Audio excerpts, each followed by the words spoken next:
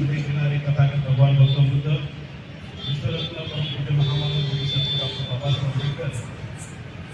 आणि त्यांची आज आपण जयंतीच्या निमित्ताने या ठिकाणी उपस्थित आहोत अशा त्यागमूर्ती माता रमाई यांना मी सर्वप्रथम त्रिवार आपल्या सर्वांच्या वतीनं वंदन करतो। त्याचप्रमाणे आजचा हा कार्यक्रम या ठिकाणी प्राध्यापक सरसे सरांनी सांगितल्याप्रमाणे भारतीय बौद्ध महासभा आणि डॉक्टर बाबासाहेब आंबेडकर प्रतिष्ठान यांच्या वतीनं या ठिकाणी आयोजित करण्यात आलेला आहे। या कार्यक्रमाचे अध्यक्ष भारतीय बौद्ध महासभेचे अध्यक्ष बळीत दादा आणि महिला आघाडीच्या अध्यक्ष वीणाताई, त्याचप्रमाणे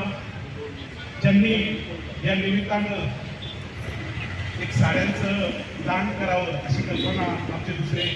या बौद्ध महासभेचे सहकारी आदरणीय गाडेसाहेब, व्यासपीठावर उपस्थित असणारे सर्वच आणि उपस्थित असणारे सर्व बंधू आणि भगिनी,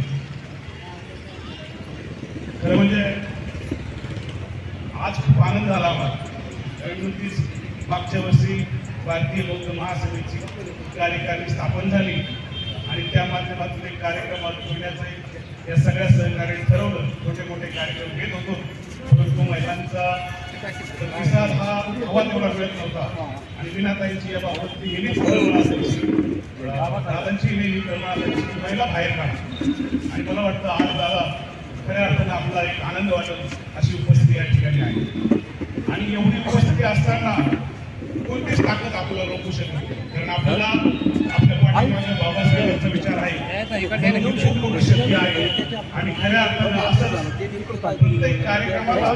सर्वांनी उपस्थित राहावं अशी एक या कार्यक्रमाच्या निमित्तानं मी प्रथमतः सर्वांना विनंती करतो। त्यानंतर खरं म्हणजे माता रमाईबद्दल काय सांगावं, एक महामानवाची युगपुरुषाची प्रेरणा स्रोत असणारी माता रमाई, तुमची आमची सर्वांची अखंड भारताची माता, ही एक अतिशय विद्वान, खूप डिग्र्या घेणारा पती आपण पाहतो जनरली की एखादा अधिकारी असेल तर त्याची बायको कुठल्या गोऱ्यात राहते, तिला सगळं सुनसून म्हणजे कमी वाटतंय,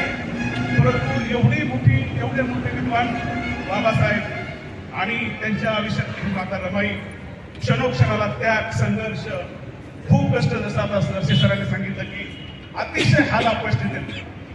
जीवन त्यांनी काढलं आहे आणि हे फक्त बाबासाहेब जे काम करत आहेत त्यांना त्यांच्या कामात खंड येऊ नये,